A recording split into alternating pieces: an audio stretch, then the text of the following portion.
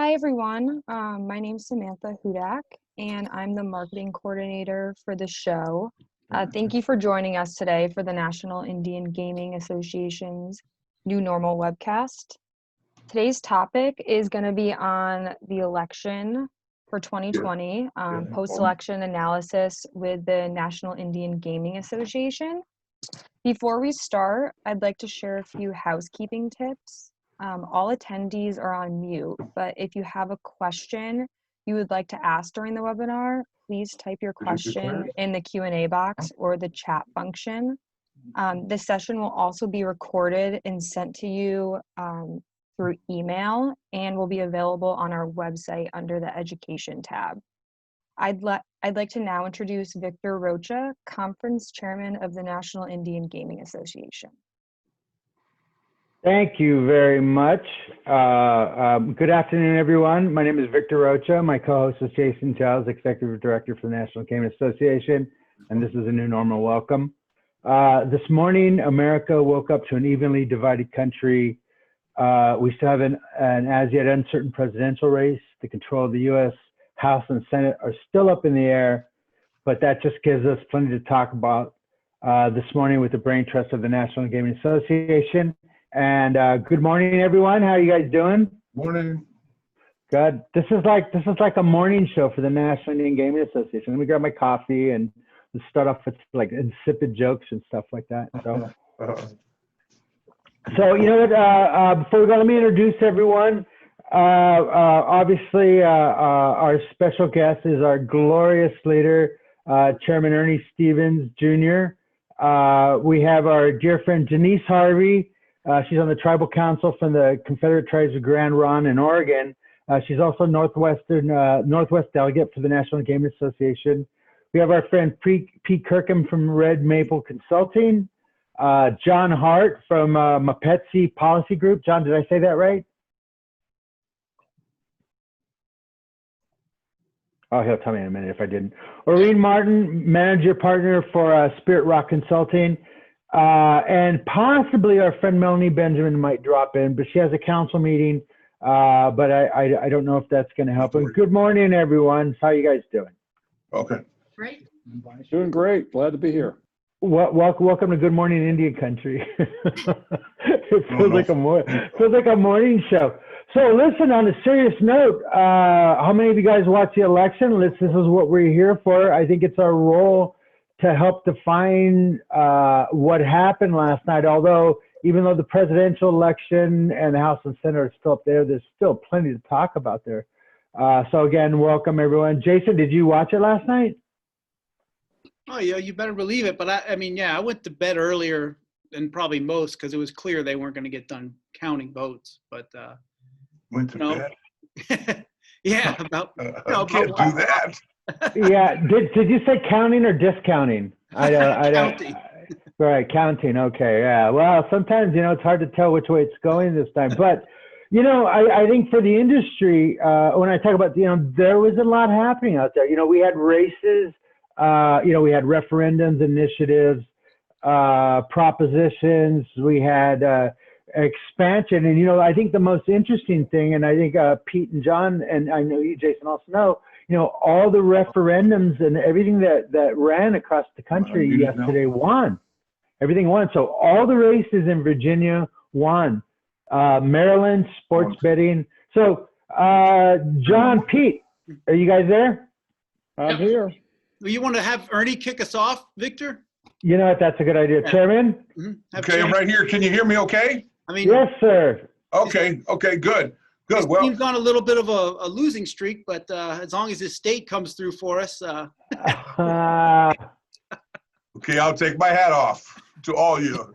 But if you look over in the corner of my office here, you'll see one of 13 World Championship trophies over to the corner of my office. So we got 13 of them. That's all I want to say, and I'll get back to the subject. Sorry, Victor. I just saw Victor with the hat, so I was going to a hat day. Put it on. I still have coronavirus hair, so I'm leaving it. You know what I mean? I haven't cut it yet. So Well, I haven't had a haircut in 30 years, but I haven't Right. let my hair down in almost as long. So Ricky Granquist lets his hair down around here. So, all right. Well, and I'll tell you what, she has gave me another extension on this amazing goatee that I have. oh, that's what it was. I kept wiping my screen. Yeah, no, it's not on your screen. Yeah, it's got extended to the holidays. So Congratulations. it has not been touched since the pandemic started. So I got like 8 or 9 months there. So it's my pride and joy. Let's look at that again. 8 or 9 months. Let's look at that again. Wow. 8 or 9, and but freshly dyed at the beautician yesterday. So it looks like you're pointing through a cloud of smoke. You know? I know it's hard to see. So here I am on the Oneida Nation reservation here, just on the edge of Green Bay, and it looks like we won the state. And I shouldn't say we, because through this, that's the first statement I made throughout this. Maybe I'm a little bit excited, but that goes back to last night. I stayed up until she woke up for like the 5th time and said, "Shut that TV off." And so I listened. But for the most part, what we've done throughout this campaign, and that's what you just heard me say was a little bit of slip of tongue, and it's the most partisan statement I made throughout the whole election. I've worked all my regional states by vehicle, and given out tons and tons of get out and vote T-shirts, and we have done it in a nonpartisan way, trying to get people to the ballot box, and that's what we've done, and so we're very excited about that, and you know, who knows what's happening here. It looks like we'll have a new president, but you know what? I don't believe anything till I see it, and whoever the president is, I think that we'll be ready to go and interact with that person and do the best we can.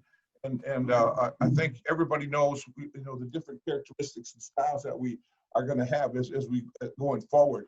It's too early to, I think, really to determine. I think everybody is telling me that we're going to have a new president. But like I said, I'm hunkered down. I'm very, very excited at the vote turnout throughout this whole country. And for those of you who want to get a hold of Ricky Granquist, I still got a few of those NIGA Unite Native Vote shirts laying around my office, so I can mail you 1 or 2 or 3 if you really need them, maybe 4 or 5.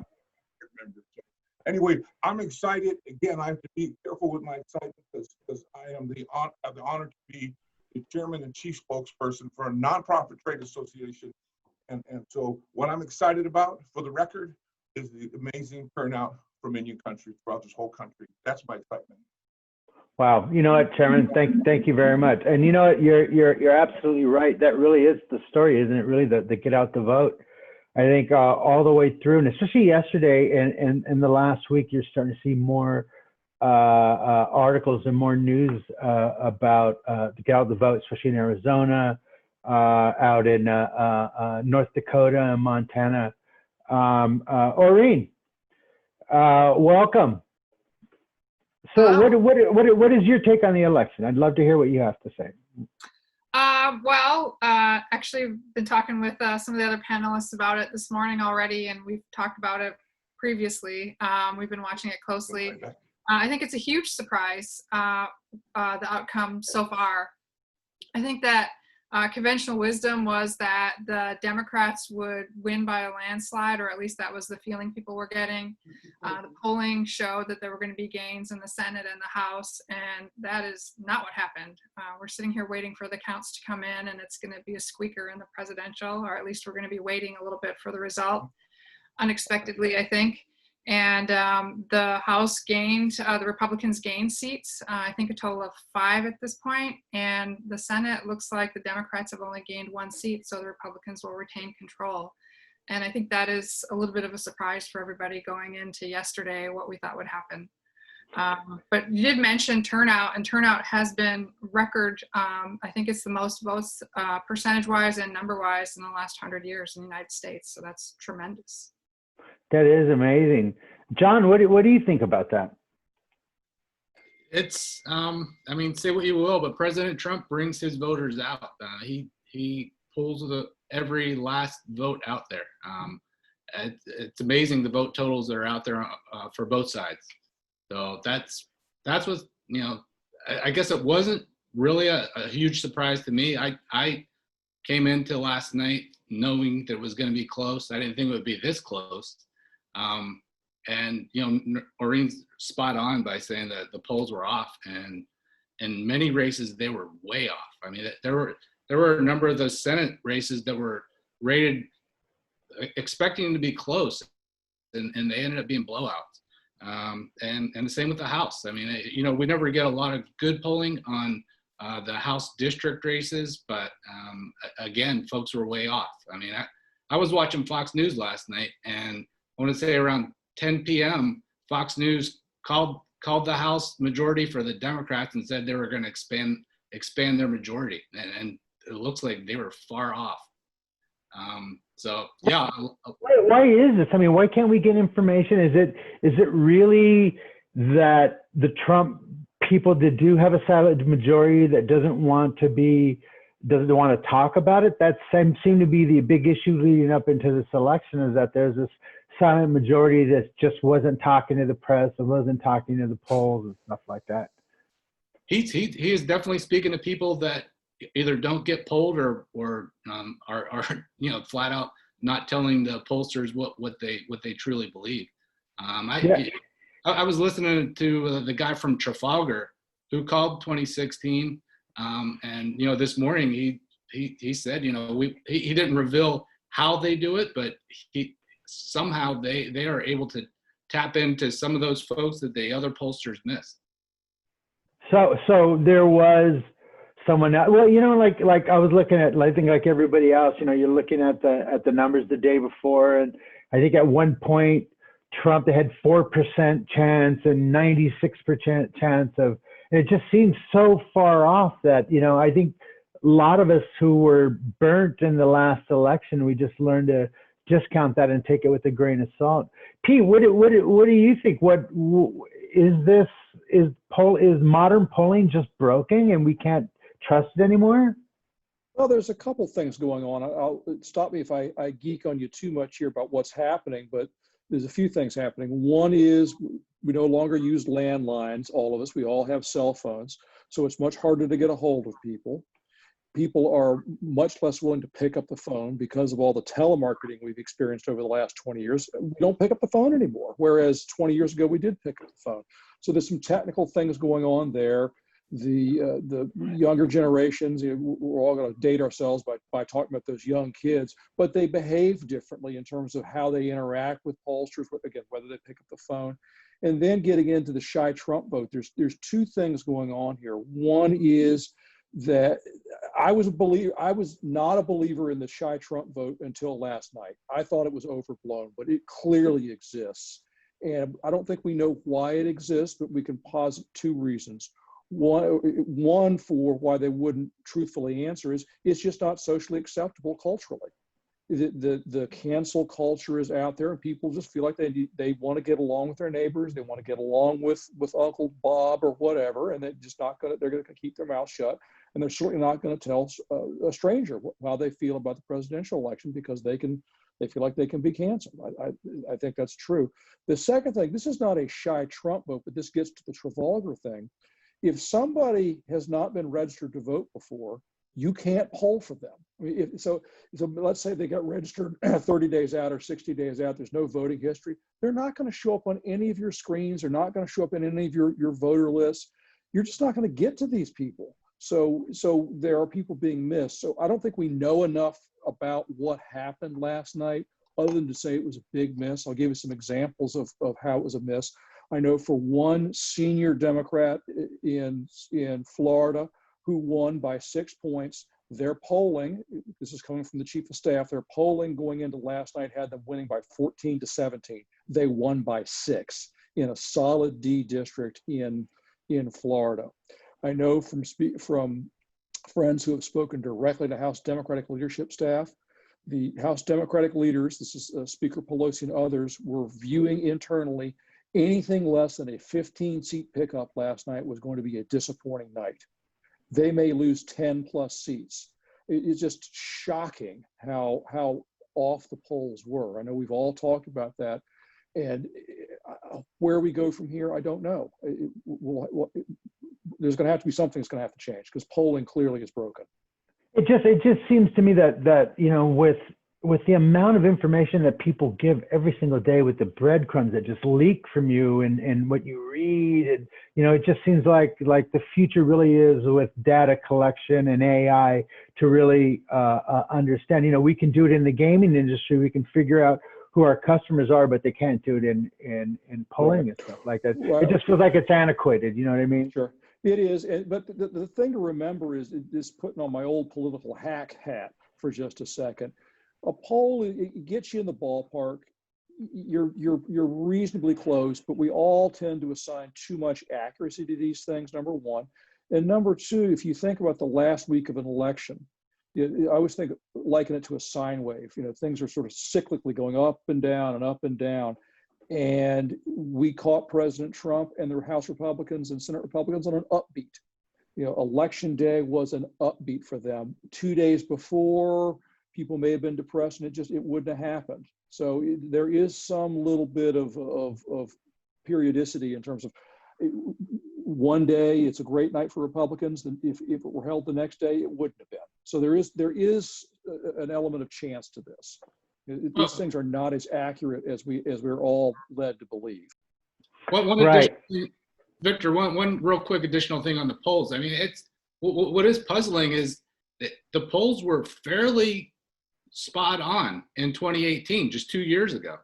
So that's what I mean. It's President Trump that really that is the game changer here, because I mean, if you woke up as a Democrat in November 8th or whatever it was in 2018, you were a little disappointed, but that blue wave did slowly roll in over the next week or so. There were a number of squeakers, but yeah. Right.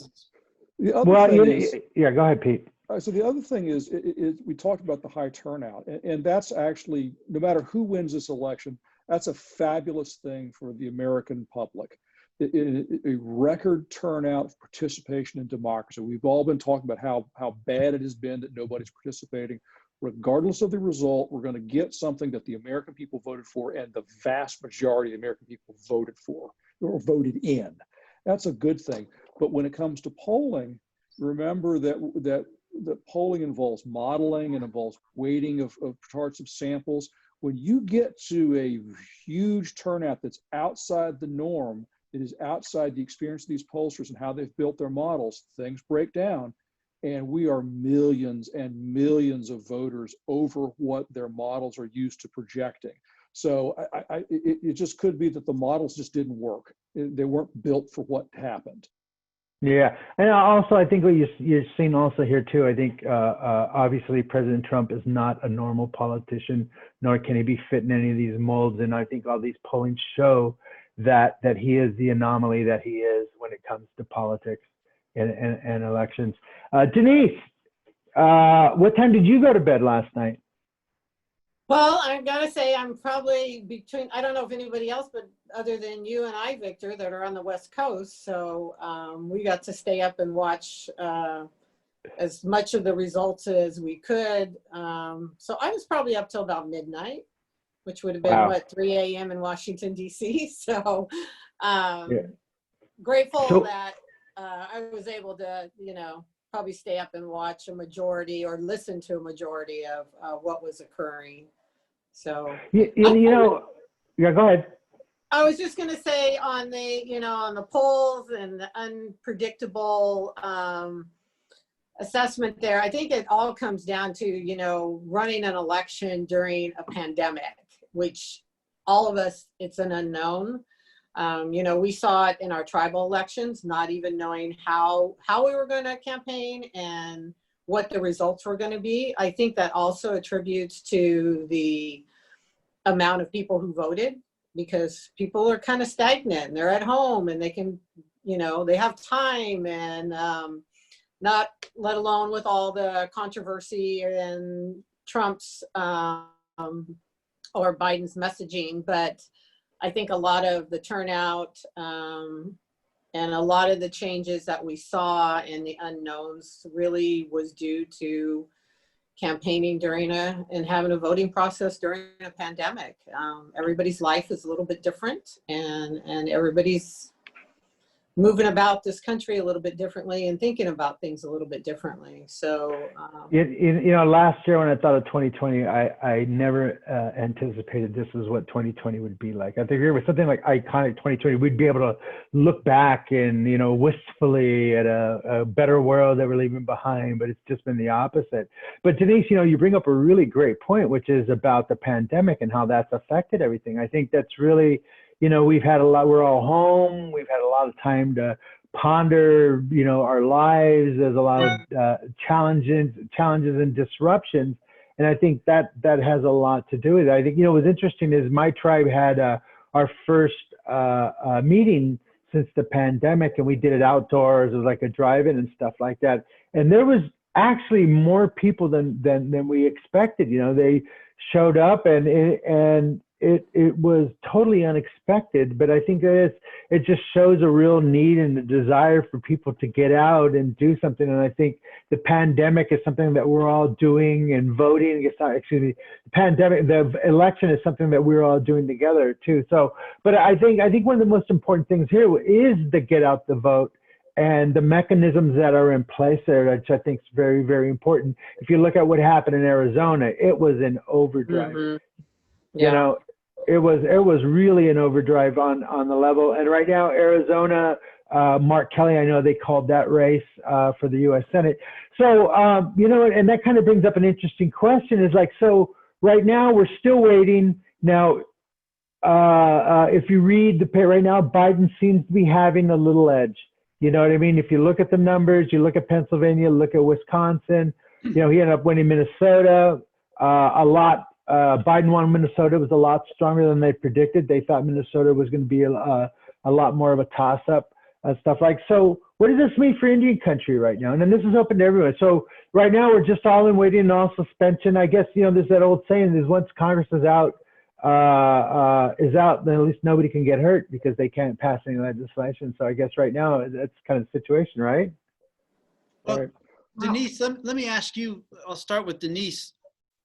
So DeFazio had a close race. Was that expected? Well, we knew it was going to be a close race. We kind of had anticipated, and amongst our elected officials in Oregon, we knew that he was going to have a tough time. I think some folks out there were looking for some change. He's been in office for many, many years.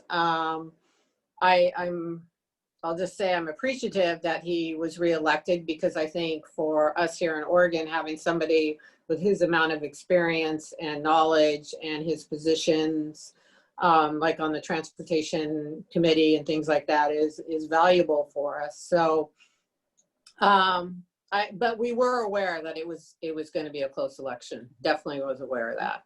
And Pete, let me, a couple of things that I'm not understanding. So you look at Xochitl Torres Small went down, Kendra Horn went down, heavily Republican areas. It probably shouldn't be a surprise, but I mean, Democrats were so confident about those areas that they had stopped, pouring a lot of money into them. And the polls certainly showed they had a decent lead.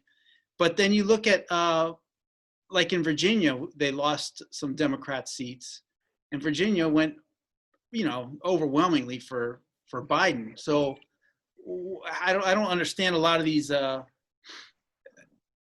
a state like Virginia that goes overwhelmingly Biden, but the Republicans can still eke out some of these House seats.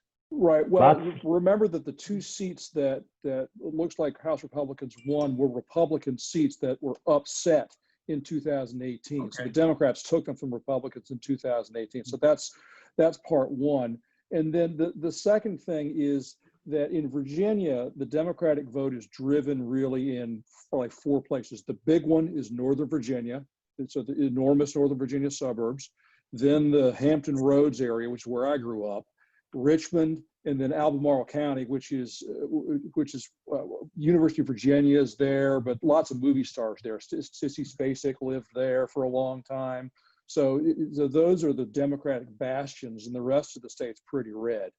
But then look at Kansas, Pete. I mean, Mhm. Sharice David's cleaned up. And Not That's only right. that, And yeah. She Kansas, did. the Senate race was supposed to be close. That wasn't even close. Right. And don't forget, Stephanie Byers, the first Native American transgender person of color, was elected to office in Kansas.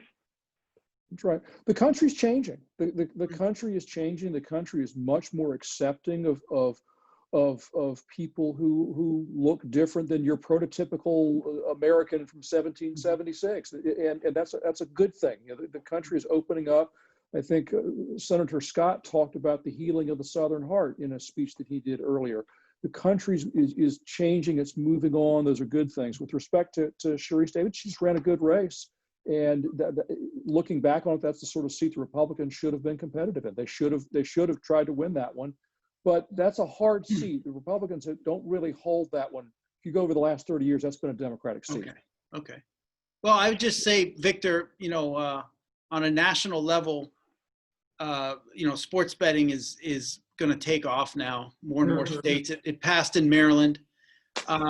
The drug, legalization of marijuana. I mean, Denise, you guys, mushrooms are legalized in now? You get mushrooms? I think it was even heroin or something like that, wasn't it? You guys are bringing back. You guys bringing back rupees or something like that. Yeah, you guys are bringing back the Roar 714. That's what I heard. I mean, Oregon's definitely on the map now. Good. Yeah, so they decriminalized drug offenses. I guess I don't know. I don't have the exact language here in front of me, but I think it's smaller amounts. They're kind of doing what Portugal did several years ago. I think the Netherlands have done it to where instead of making this a criminal offense, they're instead of spending money on the justice system in jails and incarceration, they're sending those people to rehabilitation. I know I did some research on that several years ago when we started our tribal police. Actually, I was looking into, the drug problems within Indian country and how do we resolve those? Because obviously the billions of dollars that our states and our country has spent on preventing drug abuse, it hasn't really helped. I mean, we still have a serious problem and it's only increased. So the law that Oregon passed is similar to how Portugal and some of the other European countries have, is where instead of incarcerating those people, they'll be going to rehab. I will say when I followed up on it after I did the research several years ago, that the results were really good in those countries. So I was kind of anxious to see how that, and was really happy to see that passed, because I think that's going to be a change within our nation, and hopefully it prevails. And because the war against drug and the billions of dollars that have been spent on that has not helped. So we really need to change the mindset. I bring those two issues up because, Aurene, we were on a call recently and they were asking us what we thought the future, looking past the election. But do you think that this Congress, I mean, it's still up in the air whether Dems are going to get the Senate or not, but this Congress has got to fix our payment systems in this country. I mean, you're going to have more and more states now that are legalized drugs. They're going to be taking in the money. These businesses are going to have to put it in banks. More and more sports betting and online gambling is going to be coming. These laws have got to be updated on a national level to reflect what's going on at the state level. Do you think you can pull that off, Aurene? If we just look, let's just say if it's Biden, I know they're basically say they're going to get ready to call Wisconsin for Biden, and Trump will demand a recount here, but it's hard to see where they can pick up votes. But for the industry, for the gaming industry, I think that could be an easy fix in the first year or two of just getting all these payment systems up to date, and what banks can do and what they can't do, what casinos can do. And I'm saying that even includes like Bitcoin and all these different payment methods that are available now that the kids are used to using. What do you think, Aurene? Well, I think, it's not a matter of if, but when. in terms of the payment systems. The pressure's been building for several years now because of the marijuana legalizations, and it's just not sustainable to have people carrying around hundreds of thousands of dollars in cash and trying to put it in the bank and that sort of thing. Up to now, the pressure hasn't been great enough to push anything forward. But, you know, I don't know how this particular election affects that, but I do think the expanded legalizations across the board creates increasing pressure for that to happen sooner rather than later. I mean, I think there were how many states that legalized different substances this election? I mean, Montana did, right? So, you know, things are. Yeah, South Dakota did, if I'm not mistaken, right? Yeah, South Dakota too. Yeah. And New Jersey legalized marijuana, which at that point, the whole East Coast might as well just be legalized because everyone drives through Jersey. So I got a lacrosse tournament up there every other weekend. I'll get you some stuff, Ernie. But CBD, CDB, whatever. Clarify for the record here. I Not like Ernie, it's his knee. Yeah, I Ernie, like it's it for his my knee. knees. I like it for to go to get to sleep. But I have not smoked any recreational marijuana in over 32 years. Right. Well, yeah, you know, Jason, you bring up a really interesting point, which is the overwhelming victory of all the gaming initiatives, you know, and it was, and if you watch the races, they were really interesting. You know, in Virginia, you had the churches going out, you had Governor Ricketts spending $1 million in Nebraska. And, you know, watching Nebraska was a real kind of nail biter going into it, especially after the last time. But it just shows that America is really accepting the message of gaming. And they're looking at it as revenue. And I think that's the real message here, Jason, is that tax revenue. And, you know, and we as tribes always have to be careful. You know, we've been very hesitant to get into cannabis. It's been really, you know, as Denise said, I think I had a conversation with the guys from the Las Vegas Paiute when they opened up their cannabis place. They said they had to have a vault on the reservation with 24-hour guards around it to hold all the money because they couldn't put it in the bank. And a lot of that reminds me of the beginnings of gaming, tribal gaming too, because when Pechanga has that stories, when we opened up our first casino, you know, we had to have guards around our bank because we didn't have a bank account in the beginning. So I think that's really interesting, and the tribes need to understand that it's going to be harder to slow down. So it's very important that the tribes either get in front of or get on top of this gaming wave, but there's still so many unknowns, as you know, Jason.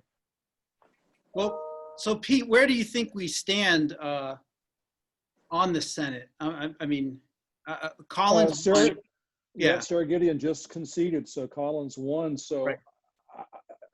We were joking on email before the call that I certainly have to wipe a lot of egg off my face in terms of the predictions that I was making before the polls closed last night, but it sure looks like we're going to see a Senate Republican majority. Mm-hmm. Now we've got to get through Georgia here. There's possibility of there's certainly going to be one runoff race on January 5th, possibly a second runoff race if Senator Perdue doesn't win outright today or tomorrow. But I think Mitch McConnell's in charge. And as for what it means for Indian country, I think with a Biden administration, we get all the policy we were going to get. We're going to get all kinds of good policy. We're going to be happy with that.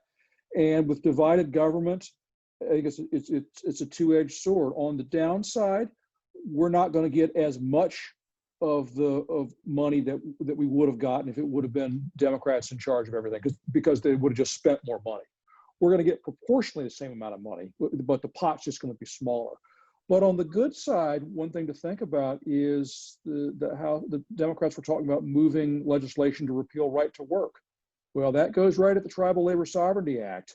And that was going to be a fight we were going to have. And so we're not going to have that fight now. That's off the table in terms of people trying to push closed shops. And tribal leaders can have different opinions about what they want to do, but I know it's been an important issue in Indian country, and we're not going to have to touch that one now. So good and bad with divided government.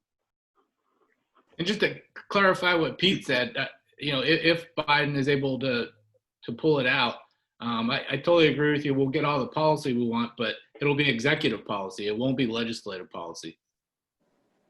Agreed.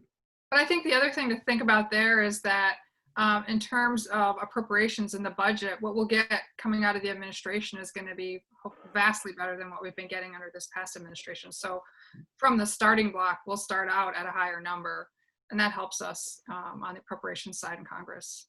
Yeah, and we've got in the House, there's a strong bipartisan coalition that's very pro-tribal, both on the Interior Subcommittee of Appropriations, the full committee, and in the House.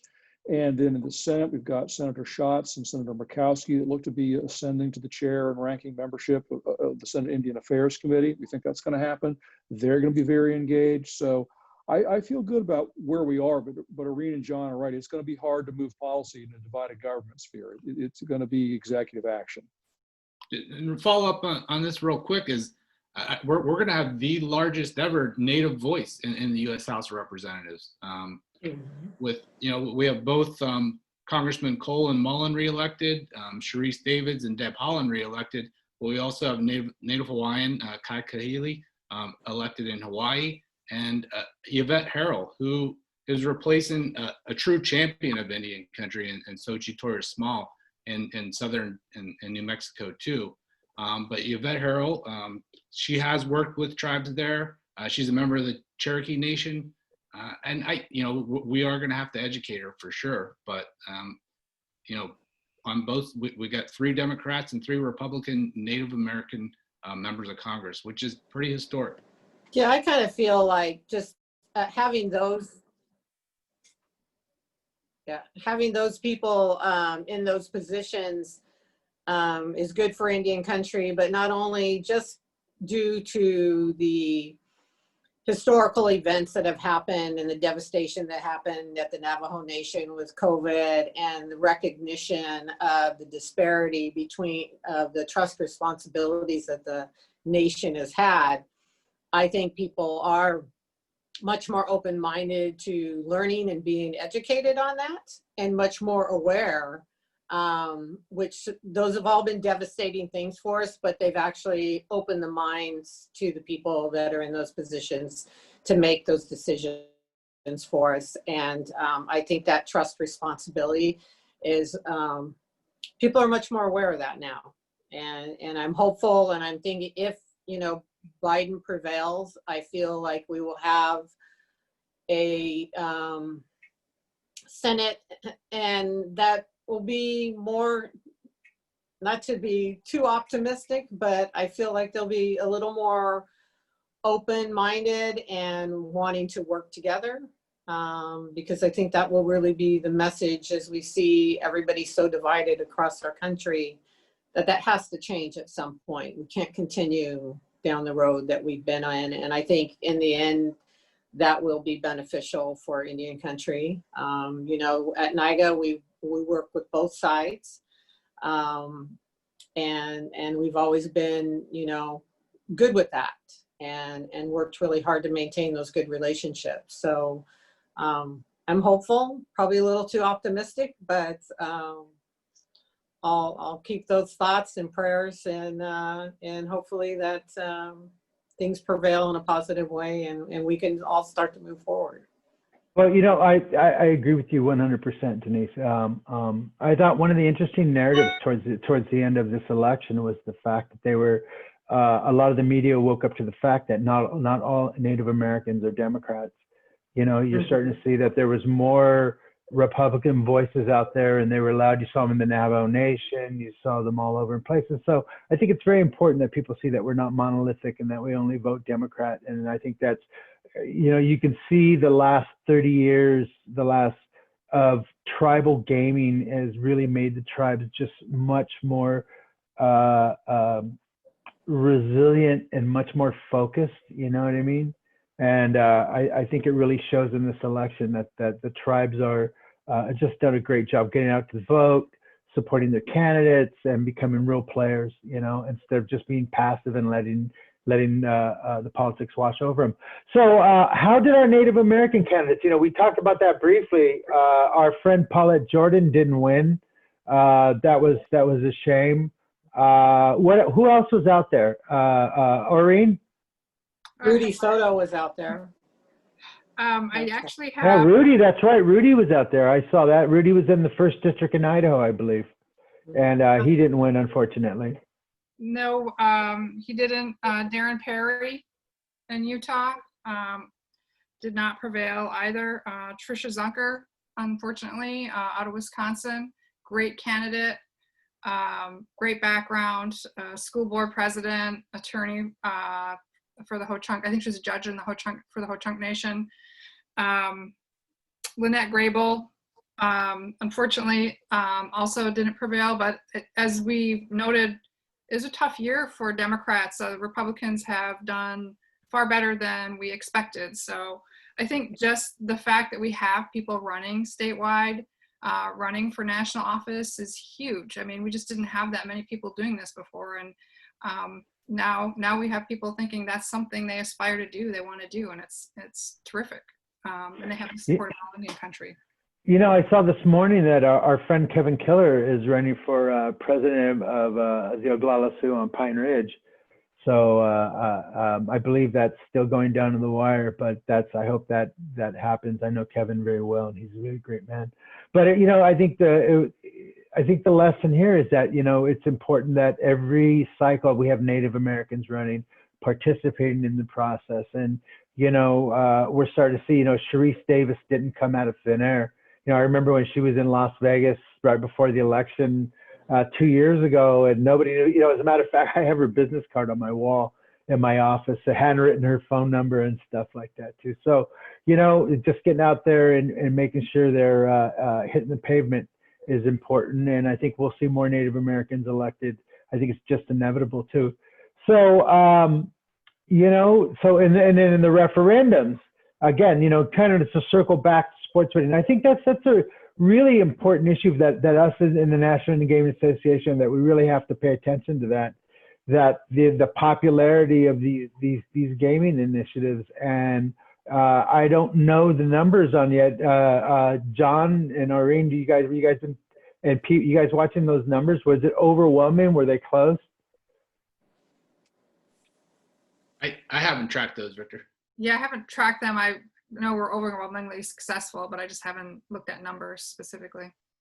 Yeah, there was, I mean, you know, the Pamunkeys were being made the boogeyman again from the Cordish, and a lot of guys, they don't want the tribes, and they ended up winning, which is a really big deal for them, you know. So, Jason, what else did we miss, my friend? Yeah, well, so a couple things. What does this do for the lame duck session here? They've got to get new government funding by December 11th. I'm assuming it looks like it'll be over by then, but what are we hoping for prior to December 11th, when they're going to have to fund the government and presumably get some more COVID relief money out the door? You know, this election's knocked COVID off the pages for a couple of days, but you know, we had 93,000 cases yesterday and 1,200 deaths, and those numbers don't look like they're going down anytime soon. So what do you think, Pete? What do we do for a lame duck for Indian country? Because tribal governments still need a lot of that money, and there's still money held up from the Alaska Native Corporation issue. What can we realistically plan for here going into lame duck? It's hard to know. I think that I know the chairman always has us do this, which is be prepared, engage, because you never know what's going to happen, and be on the hill and be vigorous. So I know we're going to do that. As to whether or not Congress actually has the appetite to do it, I don't know. If I had to bet, I'd say we kick the can down the road. I think if there's a new administration coming in, they just say, well, let's just deal with it next year. And the Republicans may say, we're going to have more votes in the House, and we want to do it next year. So I could argue it either way. It would be better for the country if they went ahead and got a COVID package done now, even if it's a small one. Just get the unemployment done, get the PPP done, get some of that aid to state and tribal and local governments done. That would be helpful. And then I'd also get FY21 appropriations done, but I'm not going to hold my breath. I don't know if Aurene or John have a different opinion on that. I totally agree with Pete on that. Yeah, I I don't know. I've been optimistic that they were going to get something done for going on 6 months now. But, you know, in the lame duck, I agree with Pete. There are a lot of people really hurting out there, and in terms of, you know, unemployment, evictions, and you name it, not to mention the healthcare aspects of it all. You know, we really need something, even if it is a short or a modest package. I mean, Denise, because for our industry, you know, there's basically no entertainment portion of our industry, whether that's restaurants or concerts and all that. I mean, like, and where you are, how are you guys handling, you know, the loss of those revenue streams and also the people that worked in them? Yeah, I mean, for us, I think we were the only tribal casino in the country that maintained payroll for all of our employees at our casino and our tribal government. That was a very risky decision that we made at that time, but I think it's been a very beneficial decision that we made, because the loyalty that we've had in return from our employees and from the local state of Oregon recognized that we had done that. We've been able to maintain fairly well, definitely down on employment right now, but in some of our venues, our restaurants, poker and those things we're not able to have due to the pandemic. But overall, we've been able to maintain fairly well. I think one of the biggest concerns that we have coming up is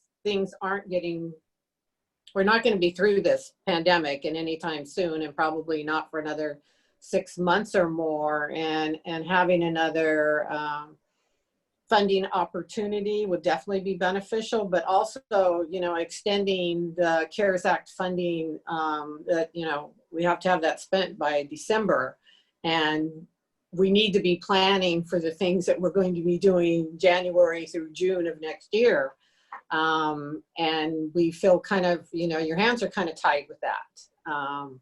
And so having that extension of either being able to utilize those funds, I mean, you know, one of the things Victor, you talked about your general council meeting, you had a drive-in. Well, we've been doing virtual council meetings for a few months now, and those have actually turned out really well. But, you know, we recently initiated a technology opportunity for our elders to get iPads or computer access so that they could participate in that, and making sure that our school kids have the access to the internet and all the technology that they need, just so that we can somewhat survive in some normal capacity and not completely shut down. So we've been really innovative with trying to utilize those funds and keep moving forward. So our casino, you know, we struggle every day with the anticipation that we may have to shut down again.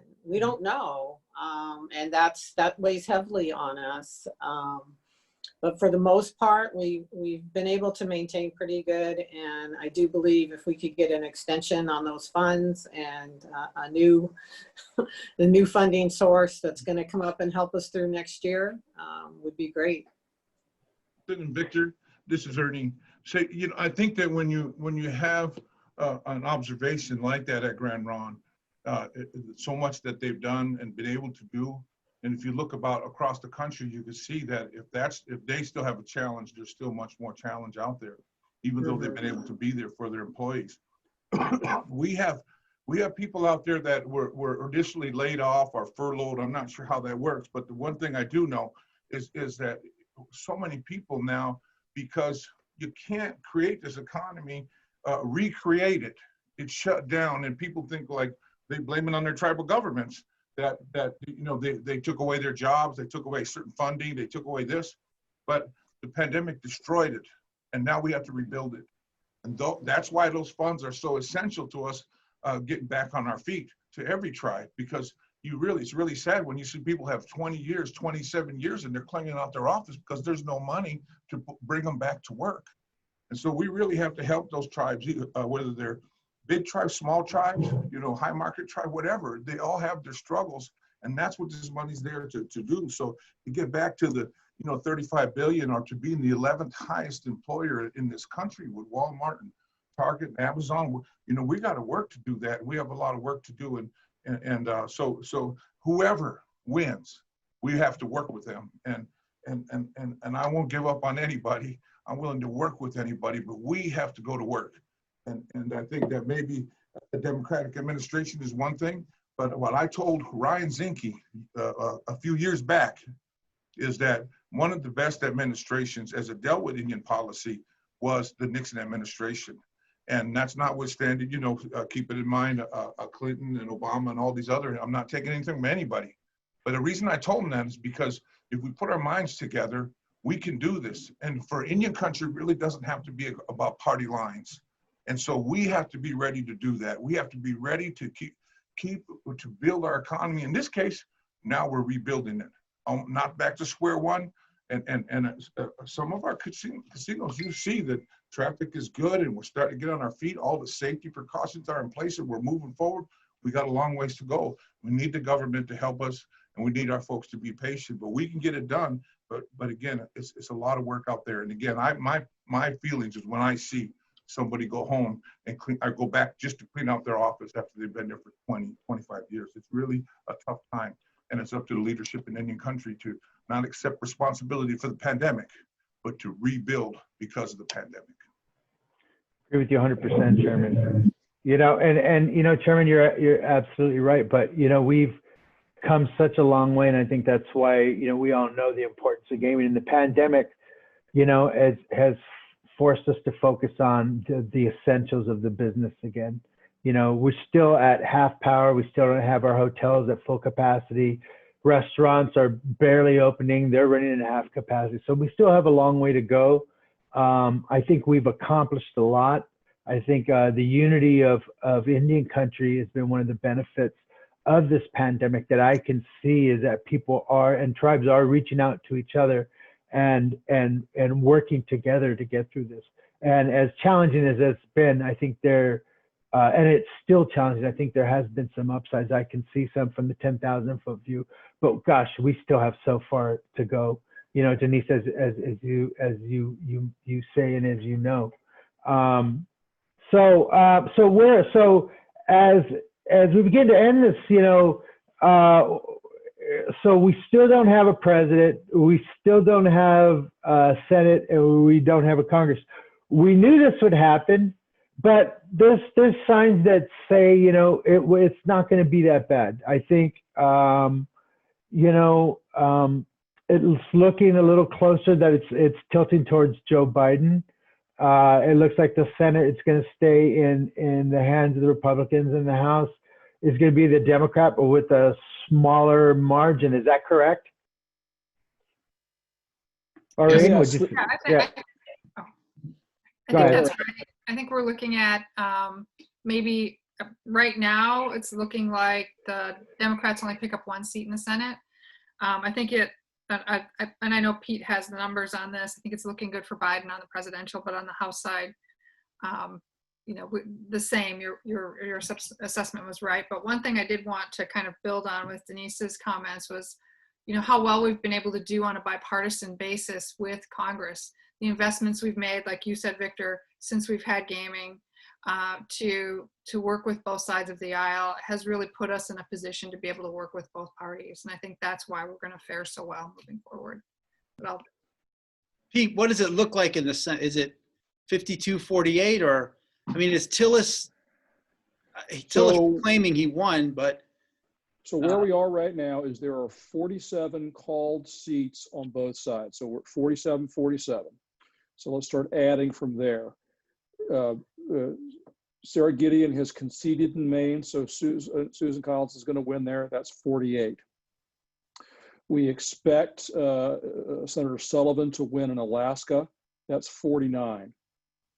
Then you have, let's assume Mr. Tillis could win. He's up 100,000 votes with very little left to come in, with about 3% left to come in. And so that's 50. If you're at 50, that means that you're automatically in the game, and whoever's vice president has to break tie votes. Then we have 2 seats in Georgia. Senator Perdue is up. There's about, I think my understanding is about 200,000 votes left to count. They're in Fulton County, which is Atlanta. So those are going to skew heavily D. But Senator Perdue is up 180,000 votes. So we'll see what happens here. But Senator Perdue could win. Under Georgia law, you have to get 50% plus one vote where it goes to a runoff of the top two finishers. So that race could go to a January 5th runoff. That's 51.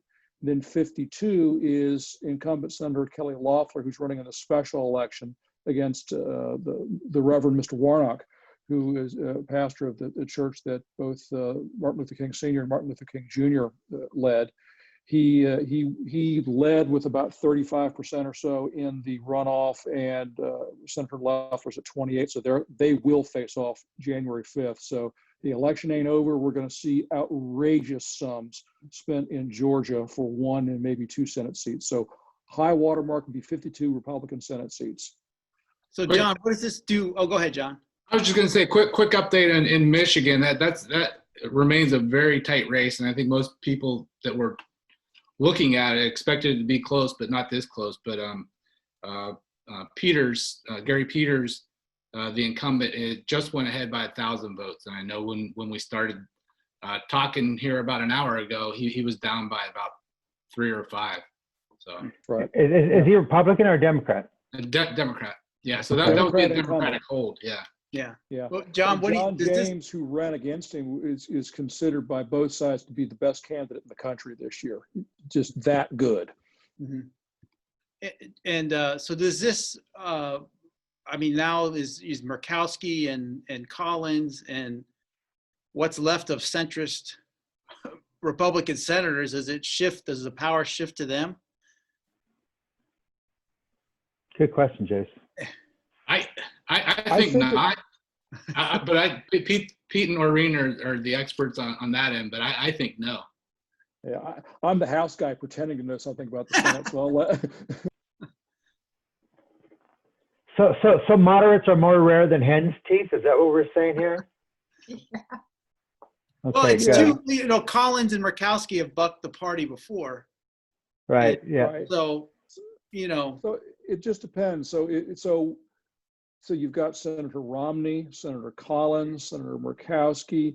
There's probably 1 or 2 others. And on some issues, for instance, COVID legislation, I can see that they're going to go. I can see them going to the leader and saying, "Okay, we're past the election. We need to do some things," and I think there'll be some accommodation for some of the. If the House sends over more partisan things, or President Biden proposes something that they view a little more partisanly, then John's right, there won't be any changes.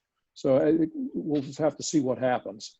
But it's a possibility of maybe some movement. I can see a highway bill happening. We've been talking about it for a decade, but I can actually see it happening. What do you all think? Are you going to pay? Well, just going back to our Collins, are they going to be more powerful moving forward? And I think it's interesting just how things have worked out with them in the past. I haven't seen Susan Collins exert a lot of influence over different issues. I mean, maybe that's just my perception, but we see Murkowski do it pretty regularly. So I don't know that changes moving forward. But the infrastructure bill, every 2 years, that's like fool's gold. Now, every 2 years we say we're going to have infrastructure, and we just haven't had it. Now, I think the time might be right, but we'll see. I'd love just have another bridge. We may just borrow all the money. That's what we're borrowing everything else. So. Yeah. Well, I've been to the Philadelphia the printing press over there too, so I've seen them print money, so I know we can do it. We print more. Well, Jason, I think we're going to have to do a follow up next week. I think when some of these races, I think we should come back and we have more certainty, so we can really understand what it's like going forward. I think that's going to be really important. Go ahead, Jason.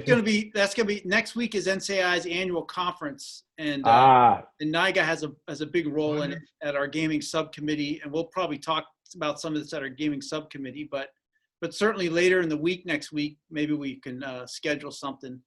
And also National Gaming Association, we're planning on doing a lame duck legislative conference, whatever you want to call it. We're looking at a good time to do that. Probably the first week in December looks like the best bet. The week before December 11th, when the government funding runs out. So, but we've got some time coming up. But next week, definitely, we're trying to clear the deck for NCAI, since it's their annual conference, and they're doing something wholly experimental. They're trying to do the full boat conference all on Zoom with different rooms, and you can. Well, you know what, Jason, I hear you loud and clear. And you know what, and in our role of cooperations with our brothers and sisters of the NCAI, last thing we want to do is step on their toes, because it is so important. But doesn't that conference go on for like 30 days or something like that? Yes. Isn't it like, my first NCAA conference, I was just like so blown away. I think all of us were like, Ernie's been to every one of them, and I've never caught him sleeping once at the tables. I haven't missed an NCAA conference in maybe 25 years. Every one of them, mid-year, winter executive, all of them, every single one. 1993. I love them. I love going down and sitting down and go, okay, I'm going to sit here and I'm going to listen to what these people have to say. So my sheep didn't come to the field, and I was wondering what happened to it. And so I told my counsel. So awesome. Can I throw something in there? Awesome. Quick update. Go ahead. Kevin Killer, and again, I stay out of all the local races except for my own, but I got an update from Kevin Killer that, and traditionally, Pine Ridge is always a slow count. So he said there's like six or seven districts in a whole bunch, like 24 to go. So it's a long ways there. So that's the update from Pine Ridge. But many of you may know that Governor Lewis, I believe, won his. It's unofficial, but I believe he won re-election.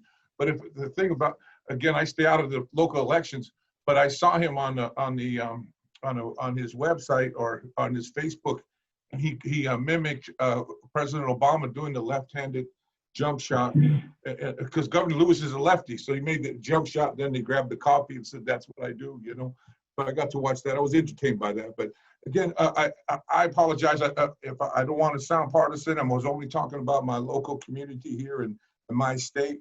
Other than that, I'm very nonpartisan and very careful. But I wanted to congratulate all of Indian Country for the work that they've done on our Get Out and Vote message. I believe that we've done, if not near record, in getting our people to the polls. For me, it's a family event. Yesterday I did a video at the Veterans Memorial, and I had my two youngest, I think they're like 4 and 5 years old. I know their names, every one of them. I have some. I don't know their ages, but I had their little bitty hands in my hand. I'm checking for Amber Alerts. Let me check for Amber Alerts in Wisconsin. Hold on. Anyhow, I gotta sign off, guys. We have our restoration. Yeah, actually, Denise, we are done too. So listen, I want to thank everyone for coming on. Jason, again, thanks for another great webcast, Chairman. Thank you, Pete, Denise, John, Aurene. Thank you so much. Again, we're going to take a break next week in deference to our brothers and sisters at National Congress of American Indians, but we'll be on the week after that. So thanks, everyone. Thank you again, and thank you for voting. We'll see you guys real soon. Thanks. Go Pat. Thanks, guys. I'm Thank you, guys. to all my friends and colleagues out 7-0, Ernie. Steelers are 7-0. You and John have behaved yourself, so yeah, you deserve it. Okay. With Pittsburgh is 7-0, I'll yield. Okay. See ya. All right, see you guys. See you guys.